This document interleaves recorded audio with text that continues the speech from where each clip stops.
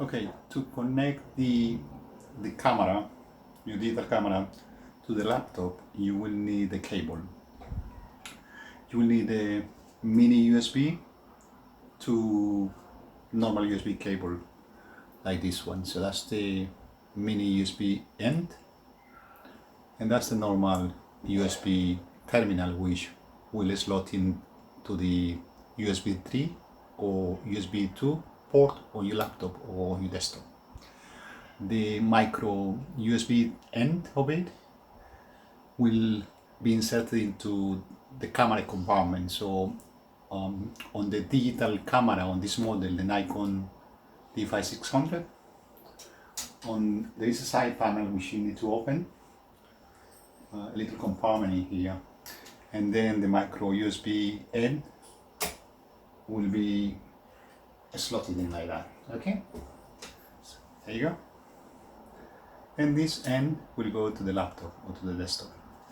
If you're doing astronomical observation, this cable won't be long enough, so you will need to purchase a longer cable that will have a female connector, so you can hook this in, and the other end will be a normal terminal like this one. So you can buy it from eBay or on Amazon. So this is the female slot of the extension cable, and you will slot this into it as if you were slotting this into the laptop. So it's now the female extension cable end that you will slot it in. And the other end of the cable is basically a normal USB terminal that goes on the PC, but now you have a longer cable that will allow you to be indoors, have the telescope outside, and you'll have more room basically. To connect the camera to the telescope, you will need a T-ring adapter, which you can buy from eBay or from Amazon or from Mercado Libre if you are in South America. And that adapter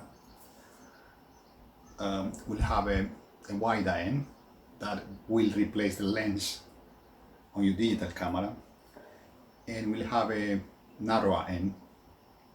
This particular one is 1.25 inches, and this will be inserted into the eyepiece, okay, of the diagonal. Here's a diagonal.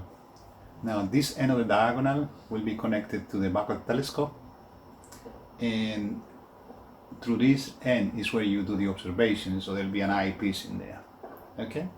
But what we're doing now is we're replacing the eyepiece with a camera, and because we have the T-ring adapter now, we can do that. So the T-ring adapter and narrow end will be inserted in there. Okay, let me just loosen this up a little bit. So it will be inserted in there, hooked into place, yeah.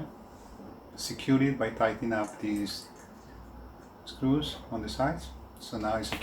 Okay, so you got your T-ring adapter. Now what you need to do is remove the lens on the camera and slot in the adapter. So to do so on this model, you just press the button on the side to release the lens, yeah. And what you have to do is move the turn around the lens and pull it out. Okay, place it on a place you don't drop it. Now the wider end of the adapter will go on the camera body now. Again, you just slowly turn it until it hooks into place. Yeah, it does do a click sound. So when you hear that sound, it means that the adapter is now secure, and you can now connect the diagonal, or it will go on the diagonal now. Okay, having replaced the lens with the T adapter,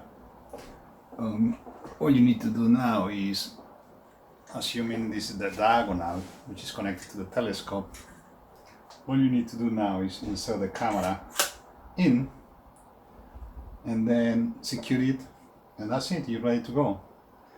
Because you're now connecting the camera through the USB cable to the laptop, you can now start controlling the camera from your laptop using a particular software, open source, called Digicam Control. I'll show you where to download the software, and then I'll show you how you can use it. Now, because Digicam Control is an open source software, you can download it from free from the internet. So let's do a Google search on it.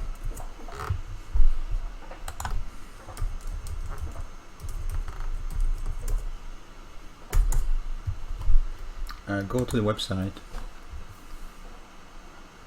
Okay, here's the website. You got different options, but before you download the software, you want to make sure that your camera is supported by it. So go to the camera section, which is the second menu item on the main menu, and on this page you have a comprehensive list of all the cameras that are supported by the application. So ensure that your camera is listed in here. And the Digicam Control supports a variety of cameras, the Nikon, Canon, different versions of it, and the Sony as well. Yeah, so take a look at that first before you download the software. Okay, having determined that you can use it, go to the download section. And I recommend that you download the stable version. Yeah, so hit the download button. This one will download an executable file, install the software, and then basically you're ready to go. Now, as I mentioned, this is open source software, so you don't have to pay a penny for it. You might decide to donate some money to support the developers, but you can use it for free, basically. Thanks. So basically, I'm connecting the camera, the Nikon D5600, to the telescope via a USB cable, and that goes all the way to the laptop. Right now I got it connected to the USB 3 slot.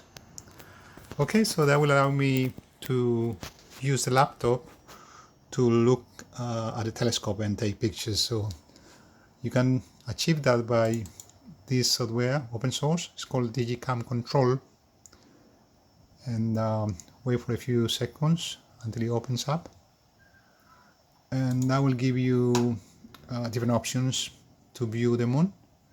One of those is the live view. So basically right now when I activate live view, I'm able to look at through the telescope, but on my PC, on my laptop. I can position the moon where I want to see. And then I have all the settings that I can adjust, which are the settings that I normally adjust on the camera, but I have them at my disposal on the actual laptop. So this is the normal view, and then when you click on live view, you get the live view screen. And as I said, you have various settings in here. You can close this control panel to get a better view. You can expand it and you can change many settings in here. The control, you got different options in there for capture delay, capture count. You have you can control the display as well, so you can decide to have a grid on top. So different options in there. For the zoom, you can control the grid color, the brightness of the image. You can control it from here, from the PC. It's actually manipulating settings on the camera. You can convert the video, the image that you see in black and white,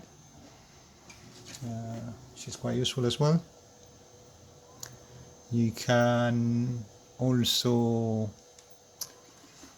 invert the image if you wish, by just ticking these boxes. Yeah, you got different views, live views, show the focus rectangle, show the active area. You can flip horizontally.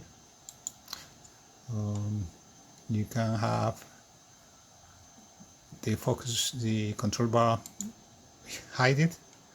You can decide on the level of rotation that you want on the live view.